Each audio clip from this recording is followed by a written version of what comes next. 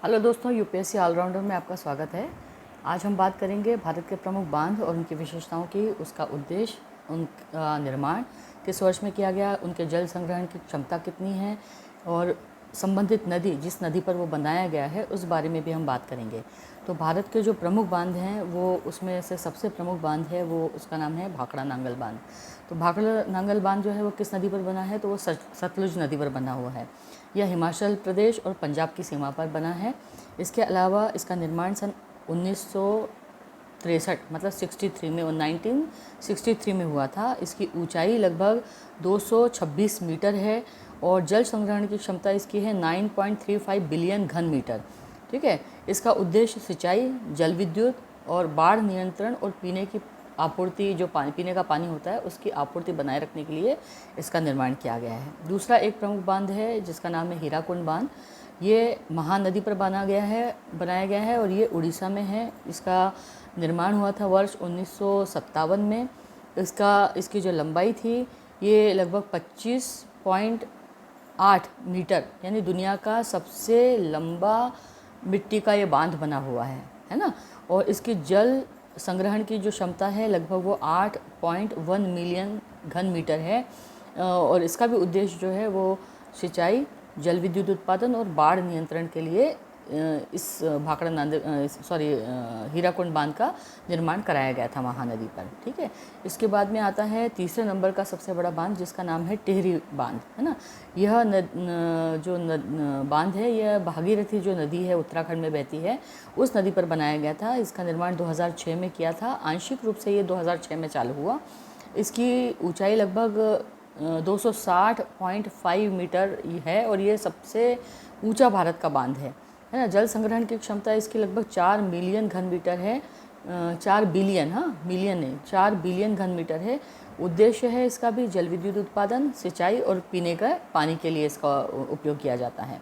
इसके बाद में चौथा सबसे बड़ा बांध आता है, वो है सरदार सरोवर बांध। तो ये सरदार सरोवर बांध किस पे बना हुआ है, तो ये नर्मदा नदी पे बना हुआ है और इसका जो स्थान है जहाँ पर इसे बनाया गया है ये गुजरात में है। और इसका निर्माण जो है वो 2017 में पूरा हुआ था और कार्य इसका जो प्रारंभ हुआ था वो 1987 में प्रारंभ हुआ था, इसके बनने की शुरुआत जो हुई थी। और इसकी ऊंचाई जो है लगभग 163 मीटर है।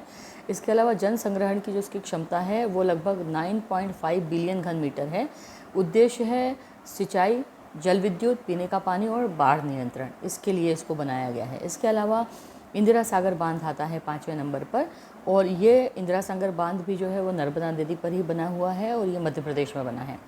और इसका निर्माण 2005 में हुआ। इसकी ऊंचाई लगभग 92 मीटर है और इसका जो जल संग्रहण क्षमता है वो लगभग 12.22 बिलियन घन मीटर है और यह भारत में सबसे अधिक जल संग्रहण क्षमता वाला बांध है।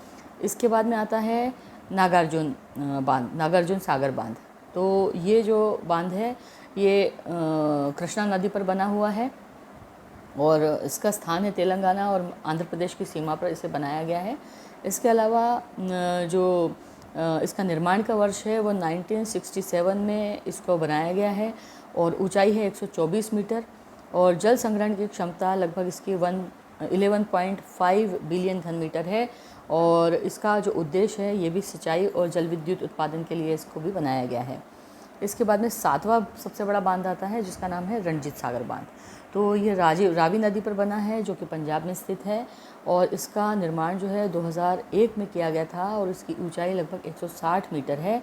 जल संग्रहण की क्षमता इसकी जो है वो 3.3 बिलियन घन मीटर है और इसका उद्देश्य भी जल विद्युत उत्पादन और सिंचाई के लिए किया जाता है। इसके बाद में फरक्का बांध आता है जो कि गंगा नदी पर बना है और ये कहाँ पर बना हुआ है, ये पश्चिम बंगाल में बना हुआ है और इसका निर्माण सन 1975 में किया गया था और इसका उद्देश्य हुगली नदी के जल प्रवाह को बनाए रखना था और साथ साथ में कोलकाता बंदरगाह की गाद को हटाना था, क्योंकि गाद आ जाती है बंदरगाहों पे तो उससे जो अपने जहाज़ हैं उनके आवागमन में उस जो गाद की वजह से वो उसको प्रॉब्लम होता है, इस वजह से इसका निर्माण किया गया था ताकि गाद को भी रोका जा सके। ठीक है। अब जो बांध है उसका उपयोग क्यों क्यों किन किन उद्देश्यों के लिए किया जाता है। तो बांध का निर्माण निम्नलिखित उद्देश्यों की पूर्ति के लिए किया जाता है। इसमें सबसे प्रमुख उद्देश्य उसका है ये है जल विद्युत की आपूर्ति, फिर हाइड्रोलिक पावर है ना, सिंचाई के लिए किया जाता है, जल विद्युत के लिए किया जाता है, पीने की पानी की आपूर्ति के लिए किया जाता है, बाढ़ नियंत्रण के लिए किया जाता है और साथ साथ में नौवहन यानी नेविगेशन के सुधार के लिए भी इन बांधों का इस्तेमाल किया जाता है।